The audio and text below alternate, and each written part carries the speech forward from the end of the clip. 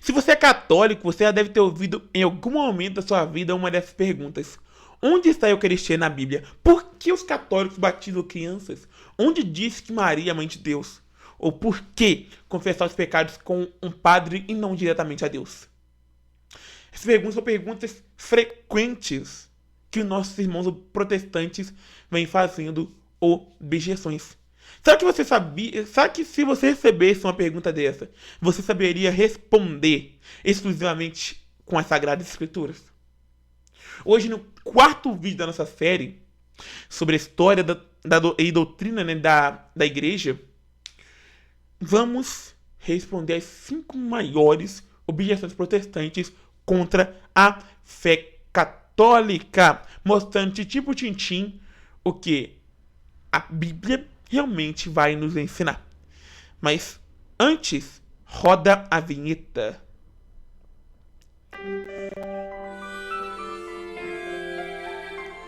Salve Maria Imaculada e que viva a Cristo Rei. Salve Maria Imaculada e que viva Cristo Rei. Sejam todos muito bem-vindos ao nosso canal. Para quem não me conhece, me chamo José Ronaldo e este é o nosso espaço de formação apologética e defesa da fé católica. Se você esteve comigo nos vídeos anteriores sobre a história da igreja, o cisma de 1054 e a reforma de 1517, já sabe o quanto é importante estudar a nossa fé. Se você ainda não se inscreveu, se inscreva agora nesse canal para você não perder nenhum de nossos vídeos. Deixa o like para mim nesse vídeo aqui, ative o sininho de notificações e no final quero que você comente a sua opinião. Eu tenho aqui alguns 4 recadinhos rápidos aqui para vocês.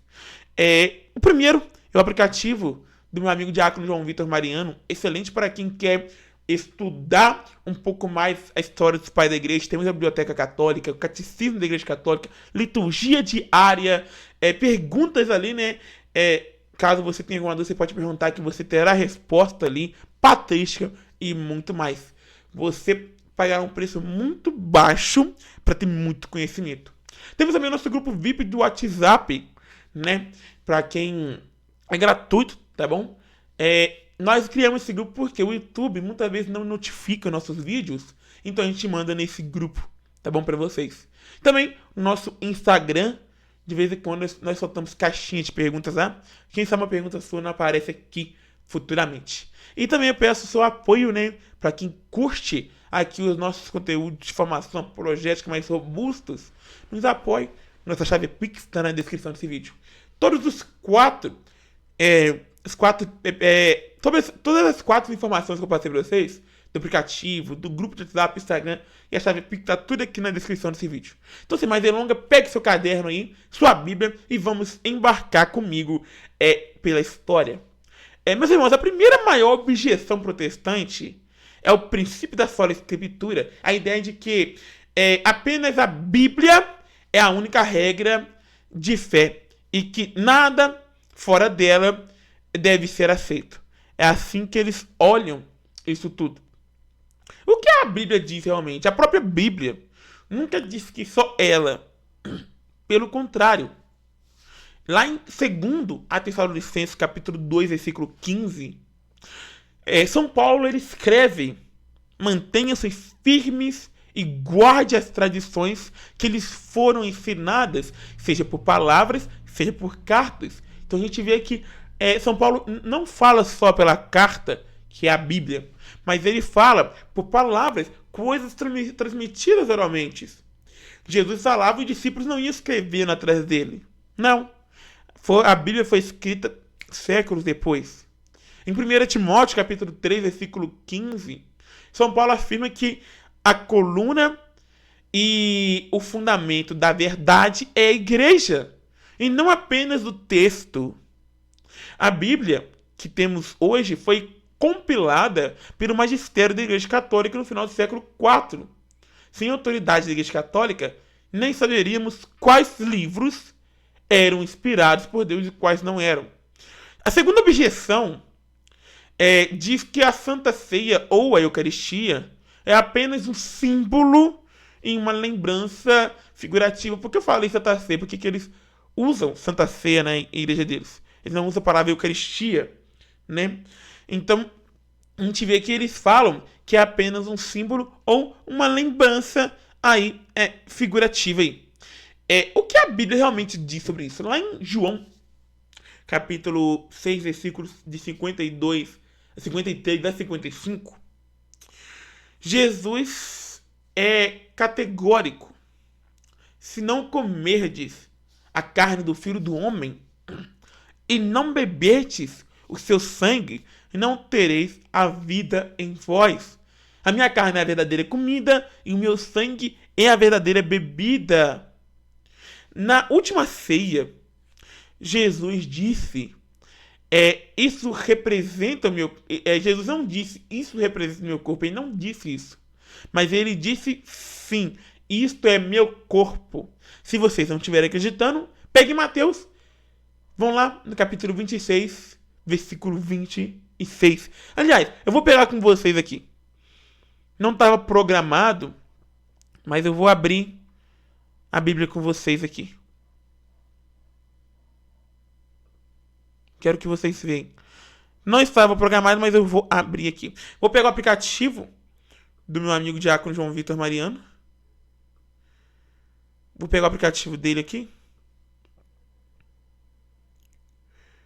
Aplicativo aberto. O que eu vou fazer? Vou vir aqui na Bíblia. Bíblia trilingue.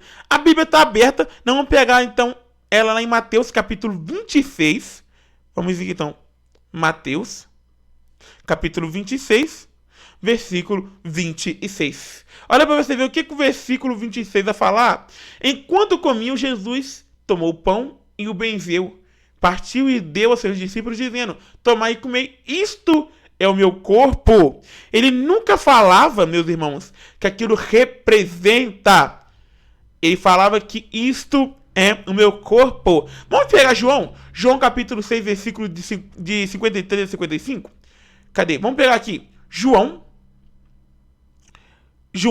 capítulo 6.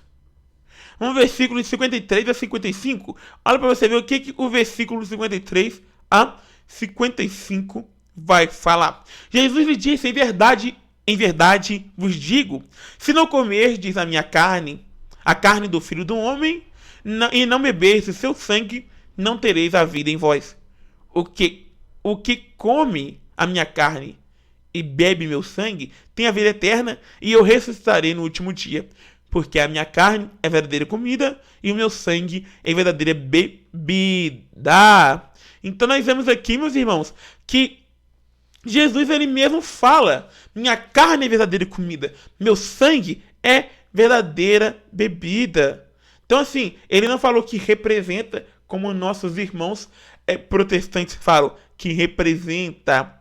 São Paulo, ele adverte, lá em 1 Coríntios, ele vai advertir a gente. E sobre o que ele vai advertir a gente? Que quem come o pão ou bebe o cano do Senhor, indignamente torna-se réu de corpo e de sangue. Aliás, torna-se réu do corpo e do sangue do Senhor. Não se pode pecar contra um mero símbolo. Não se pode. A presença de Cristo na Eucaristia é real. Vamos pegar aqui 1 Coríntios, capítulo 11. Pegar do capítulo 11, versículos de 27 a 29. Eu vou abrir com vocês aqui de novo a Bíblia. Bíblia aberta aqui. Deixa eu compartilhar com vocês. Vamos então, 1 Coríntios, já estamos em 1 Coríntios, capítulo 11. Vamos lá no versículo de 27 a 29. Aqui, ó. O que o versículo 27 a 29 fala para nós? Portanto, todo aquele que come este pão ou bebe o cálice do Senhor indignamente será culpado quando ao delito cometido contra o corpo do Senhor. Examine-se, pois, a si mesmo cada um, e assim coma deste pão e beba deste cálice. Porque aquele que come e bebe dignamente, come e bebe a própria condenação, não distinguindo o corpo do Senhor. D'outro qualquer alimento. Então, pessoal, nós vemos aqui que não sou eu falando, é a própria Bíblia que está dizendo. A própria Bíblia está falando. E se não sou eu, José Ronaldo, falando, não.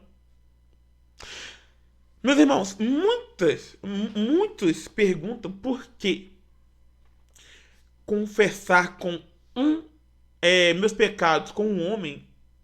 Por que eu confesso com um homem e não diretamente a Deus? Eu nem sei porque que eu estou me embananando todo aqui agora. O que a Bíblia realmente vai falar sobre a questão de você confessar o seu pecado com o homem e não diretamente a Deus? Claro que Deus é quem perdoa os pecados, mas ele acolhe, usa os homens, ele escolhe, né, usar os homens como seus instrumentos na terra. Ele usa os homens como seus instrumentos na terra. No dia da ressurreição, vamos pegar para a gente ver, e nós vamos ver lá em João capítulo 20, versículo 22, de 22 a 23, que Jesus soprou sobre os apóstolos e disse: recebeu o Espírito Santo, aquele a quem perdoardes os pecados, lhe serão perdoados. Aquele a quem reteres os pecados, lhe serão retidos. Eu vou colocar para vocês aqui, para vocês verem que não sou eu falando, mas é a própria Bíblia dizendo. Então vamos abrir a nossa Bíblia de novo. Eu quero mostrar para vocês todo o contexto do texto bíblico aqui, para vocês verem que não sou eu. Bíblia aberta, nós vamos pegar João. Depois nós vamos pegar de João. Assim que nós abrimos João, nós vamos lá no capítulo 20. João, capítulo 20. No capítulo 20, nós vamos pegar do versículos 22 e 23. Então aqui, ó. Versículo 22 a 23. Todo proferido essas palavras soprou sobre eles e disse: recebei o Espírito Santo. Aqueles a quem perdoardes os pecados, lhes serão perdoados. Aqueles a quem reteres os pecados, lhes serão retidos.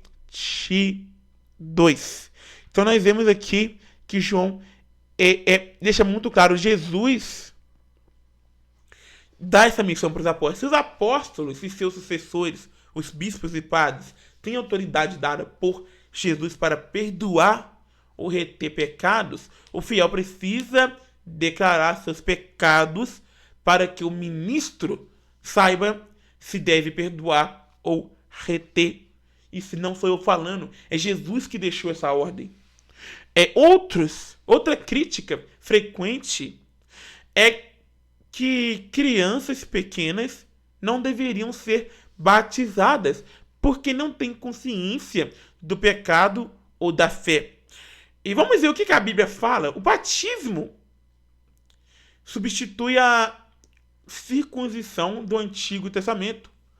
Nós vemos lá em Colossenses, capítulo 2, versículo de 11 a 12, que era feita aos 8 dias de vida dos bebês para inseri-lo na aliança de Deus.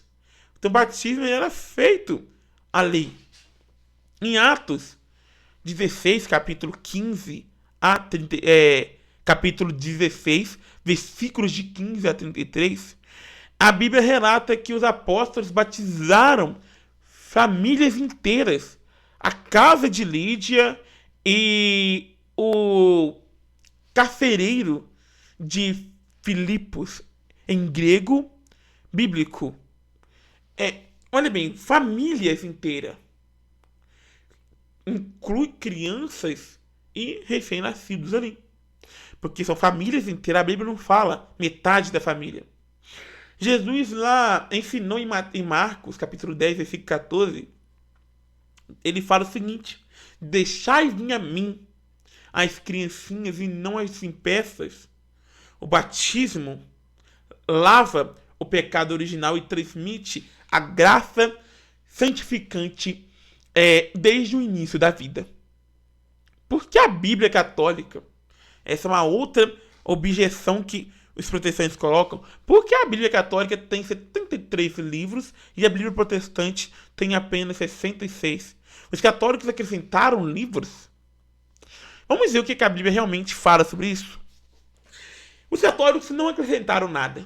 A igreja usava a tradução da Septuaginta, o Antigo Testamento em grego, com os 46 livros, que era a versão usada pelos próprios apóstolos e pelos cristãos dos primeiros séculos.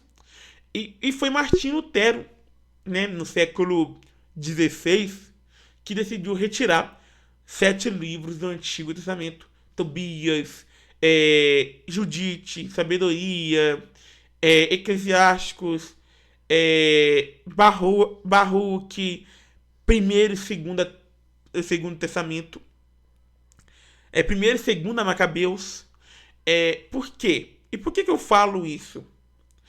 Esses livros continham passagens bíblicas que comprovavam doutrinas católicas que ele rejeitava, como a oração pelos mortos ali. Em 2 Macabeus, capítulo 12, versículo 45, nós vemos a intercessão dos anjos ali. Quando analisamos as objeções protestantes à luz do contexto histórico, a Bíblia correta, percebemos que a fé católica não contradiz a Bíblia. Na verdade, a Igreja Católica é a mãe e a guardiã da própria Bíblia. Não precisamos ter medo das objeções.